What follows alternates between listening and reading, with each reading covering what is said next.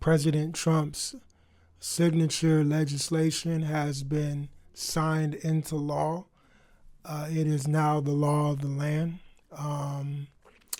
Highly contested, highly debated, unanimously opposed by Democrats and for Republicans. So interesting shakeout for this bill.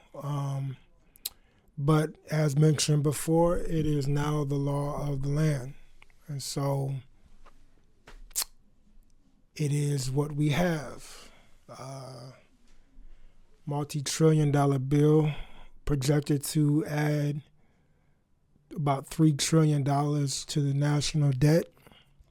The markets are rallying right now. So it's hard to tell how things are really going to shake out. Initially, markets love deficit spending. A lot of government spending ends up on the balance sheet of several organizations. So as you can see, the market is rallying as a result of that, and that's pretty common, unfortunately, as we have had deficit spending for the better part of the last 20 years. So what is in the bill? The big, beautiful bill, which that is the actual legal terminology of the bill. So if y'all know me by now, y'all know I call balls and strikes. I don't really get into, who's in the White House or not. I mean, obviously I'm more left-leaning, more progressive based on the work that I do. However, when we have an administration, we have an administration. So my job, from where I sit, from my vantage point, is to help individuals that look like me in the communities that I come from and love and know, to help you navigate this space. That is why I have this microphone. That's why I do what I do.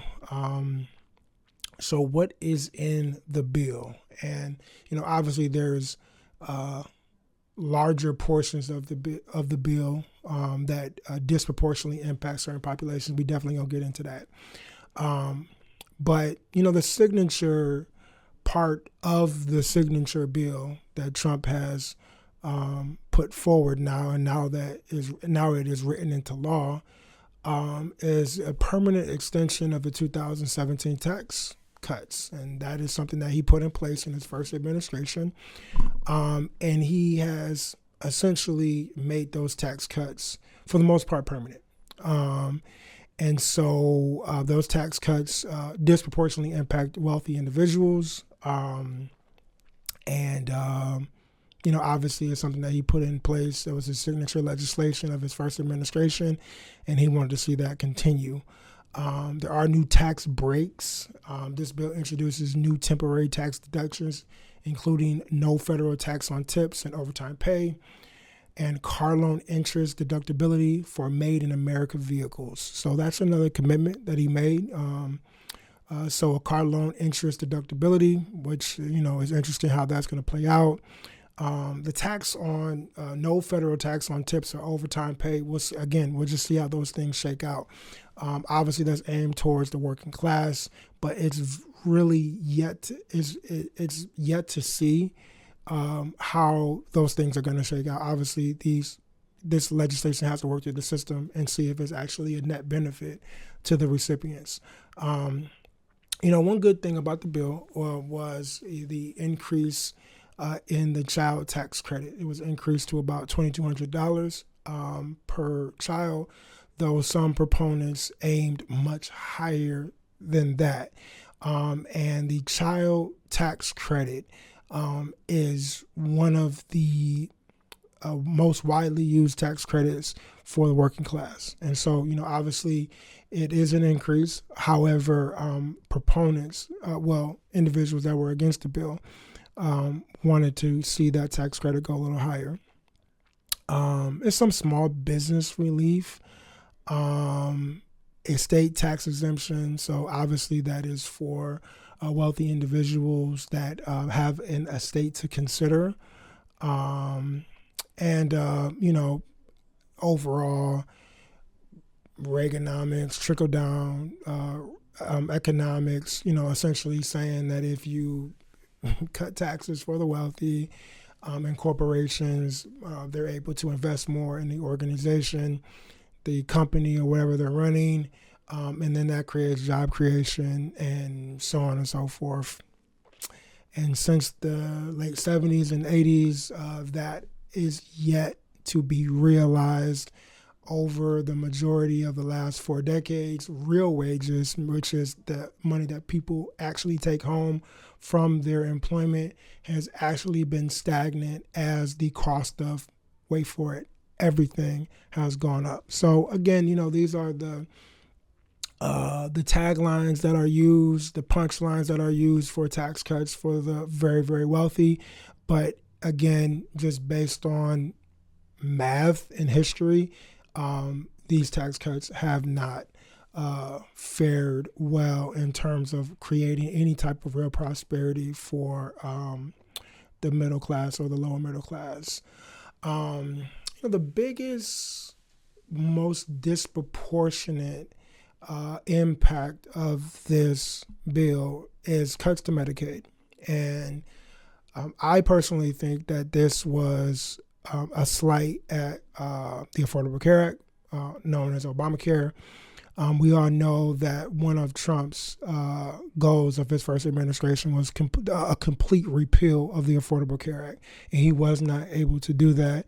It was a deciding vote from Senator John McCain, who is now deceased, who cast a deciding vote that protected and saved the Affordable Care Act from being repealed. And the Affordable Care Act also stood any type of effort to repeal it through the Supreme Court. So I truly believe that Medicaid cuts in this bill, which are a signature part of the Affordable Care Act, being expanded Medicaid, I do think that's a slight of the Affordable Care Act. And essentially what these Medicaid cuts do is they put work requirements on Medicaid recipients. So work requirements for some adults and more frequent eligibility checks, with projections indicating millions could lose their health coverage.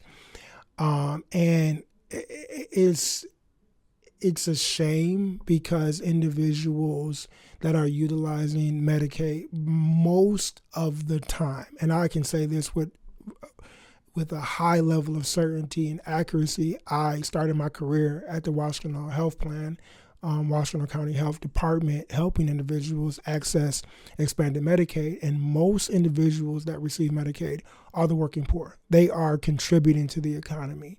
And so this notion that individuals that are receiving Medicaid are just not doing anything is just incorrect, right? And what we will see through these cuts is that we're going to see higher costs for everyone, right? Because an individual that is receiving Medicaid, when they lose that health coverage, they're more likely to seek higher cost care. And what is higher cost care? Urgent care, emergency rooms, things like that, right? That are going to be now utilized as primary care, when if they had regular HMO or a Medicaid or Medicaid health plan, they might see a specialist or a primary care doctor. So these are going to be disproportionate cuts that are going to impact the lower middle class. Some estimates that 11.8 to 17 million people could lose their health coverage. And I heard a stat today while listening to a podcast that it's projected that close to 51,000 individuals will pass away unnecessarily from these cuts. So this is big. And one thing that they also made sure is a lot of these requirements aren't going to be active until right after the midterm. So it's very strategic that they made sure that these cuts don't impact any type of election cycle, where if Democrats want to run on the fact that people lost their health coverage, a lot of people are going to say, well, actually, I didn't lose their health coverage. So, again, calling balls and strikes, there is some benefits to this bill, but by and large, the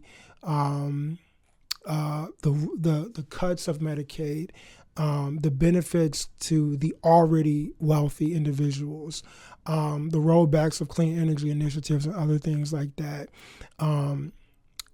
I can see how, the Congressional Budget Office has came up with this $3.1 trillion increase in the deficit over 10 years. You can see how. So as always, we will see. I hope this video was enlightening to you. And I hope that you can take this information and, as always, apply it to your life and learn, seek how you can navigate, and let me know your thoughts. So with that, thank you all for listening. I'm going to keep dropping these videos. I'm not going to do them every Monday. I'm just going to do them when I have time because I'm very, very busy right now. But shout out to my man, Eddie Carrington, who encouraged me to keep dropping these videos. I care about the people. I care about you. And I want you and your family to be successful. So with that, peace.